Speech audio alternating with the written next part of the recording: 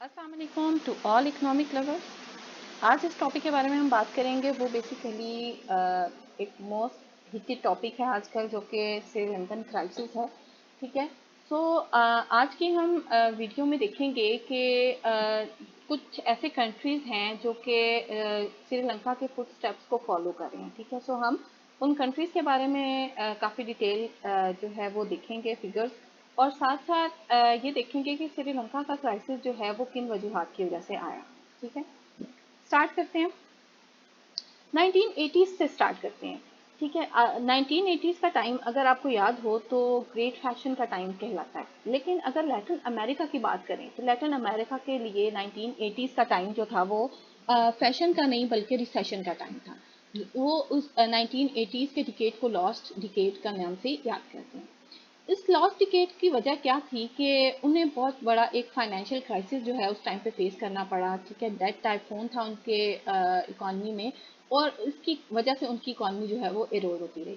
और जो मेन इसके पीछे रीजंस थी वो बेसिकली ऑयल प्राइस शॉक्स थे। ठीक है। दो लार्ज ऑयल प्राइस शॉक्स आए थे इकॉनमी के अंदर, जिसकी वजह से इकॉनमी जो है वो डेट का बहुत ज़्यादा शिकार हो गई, डेट ट्रैप में फंसी गई, और उसकी वजह से रिसेशन आ गया इकॉनमी में। अब जब ऑयल प्राइसेस बहुत ज़्यादा पीक पे चली जाती हैं किसी भी इकॉनमी में, तो वो बहुत बड़ा ज़्यादा डिस्ट्रक्शन जो है वो क्रिएट करती हैं, डेफिसिट क्रिएट करती हैं। अब this foreign debt reaches at the time of collapse.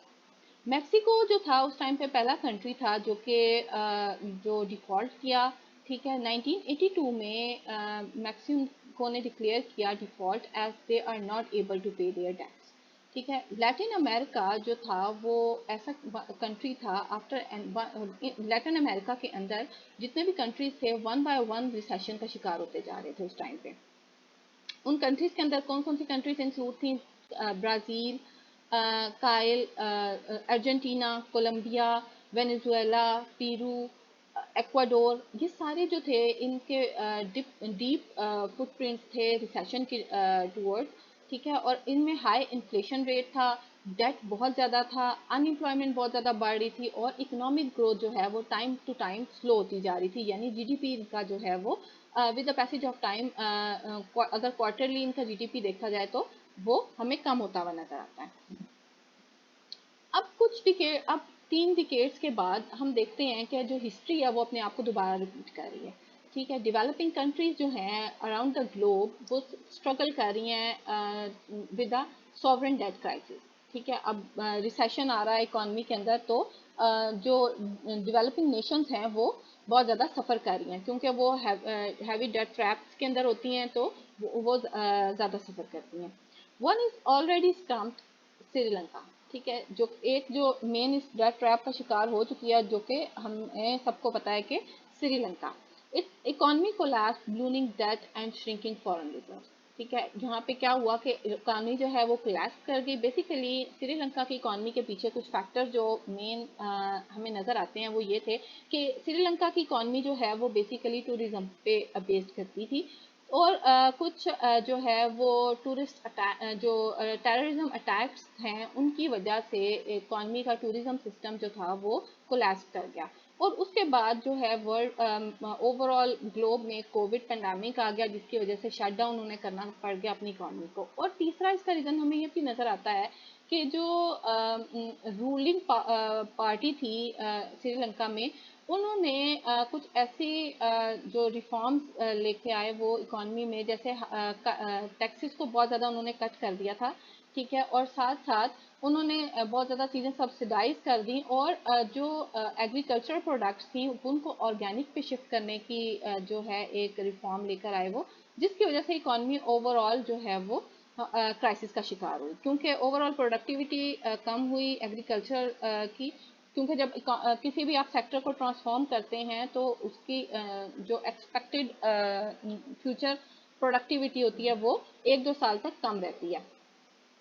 सो ये सारे जो फैक्टर्स थे, इन सब की वजह से जो श्रीलंका की इकॉनमी है वो डेट का या वो डिफॉल्ट का शिकार हुई।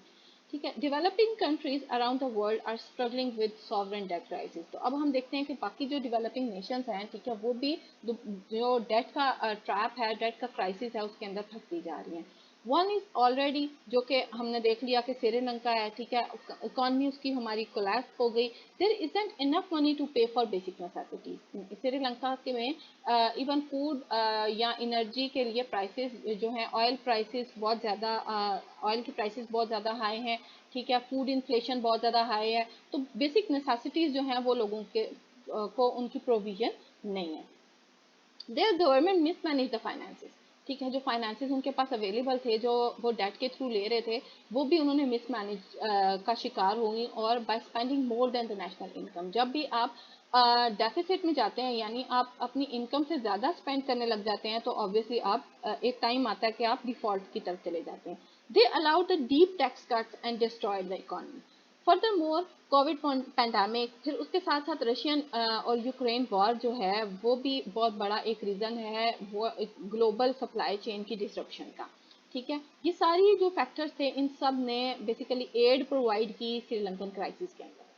It is a fear that Lankan crisis could mutate, ठीक है, ये अब एक फियर है कि ये जो श्रीलंकन का क्राइसिस है वो म्यूटेट करेगा, यानी इसका इम्पैक्ट जो है वो दूसरे कंट्रीज भी देखेंगे, और साथ साथ दूसरे कंट्रीज जो हैं वो भी डेट ट्रैप के थ्रू डेट क्राइसिस में आने लग जाएंगे।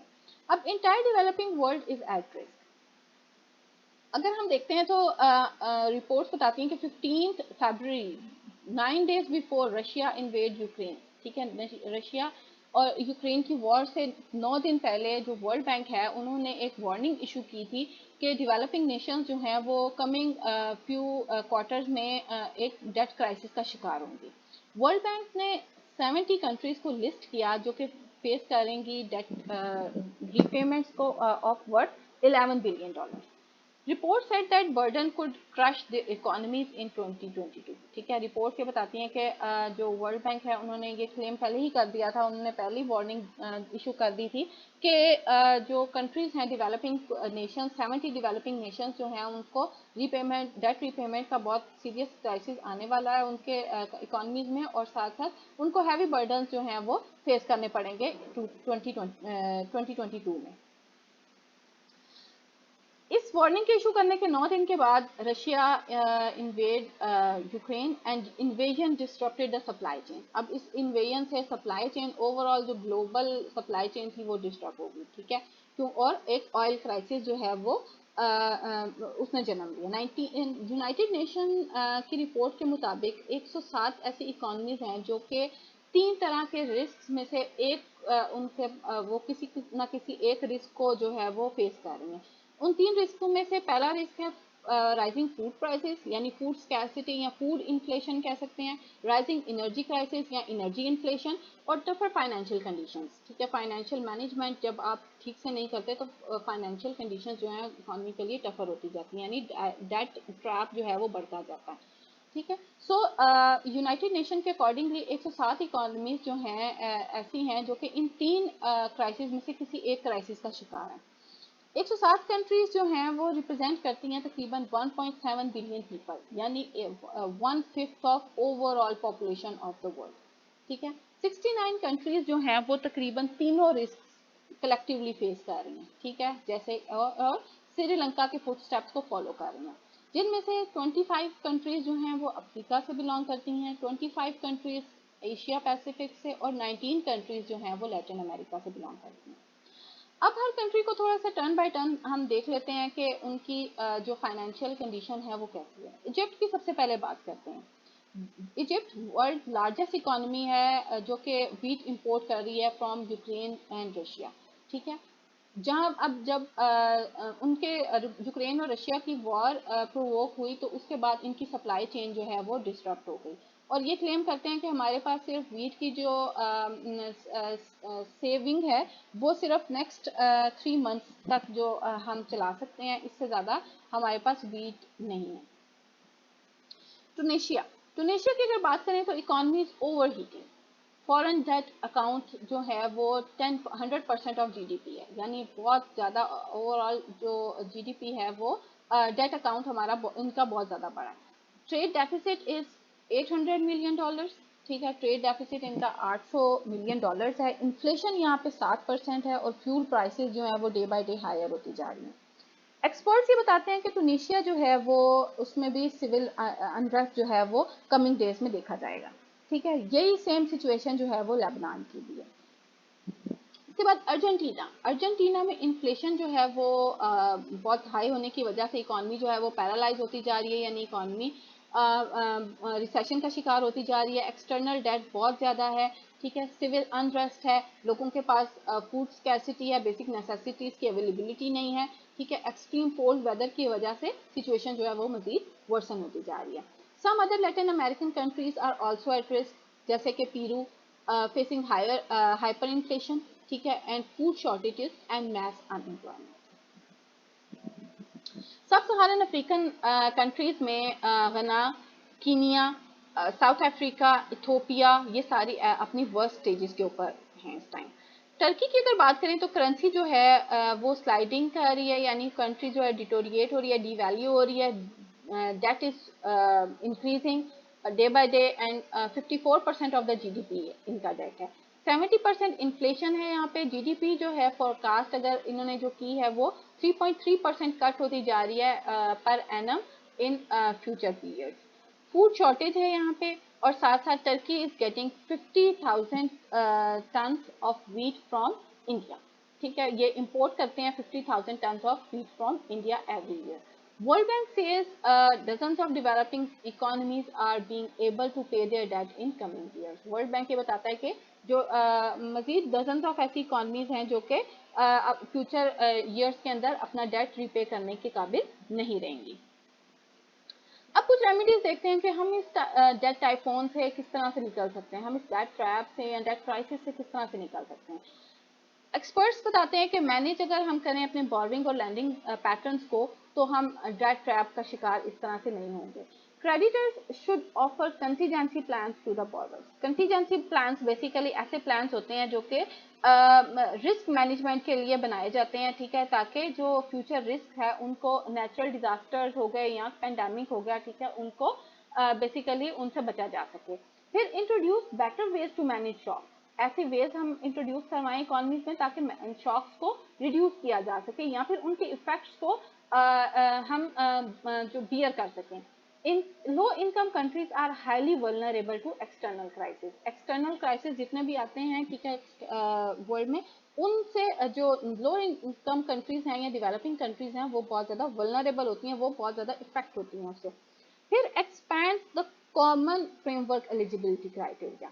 हम जो कॉमन एलिजिबिलिटी क्राइटेरिया जो कि G20 ने पेश किया था, एक ऐसा फ्रेमवर्क है जो कि रिस्ट्रक्चर करता है हमारे डेट्स को, जिसमें 73 लोएस्ट पुअर कंट्रीज जो हैं वो इनरोल्ड हैं। ठीक है, और उनका क्राइटेरिया को इम्प्रूव करने की बात है। फिर अगर हम अपना टैक्स कलेक्शन को इम्प्रूव करें, टैक्स कलेक्शन सिस्टम अगर किसी इकॉनमी का इम्प्रूव होगा तो ऑब्वियसली उसको बोरोइंग की तरफ कम जाना पड़ेगा। और साथ साथ अगर अकाउंटेबिलिटी और ट्रांसपेरेंसी इंक्रीज हो इकॉनमी के अंदर, तो इससे भी करप्शन का चांस कम है, और साथ साथ पॉलिटिकल अनरेस्ट जो है उसका चांस कम होगा।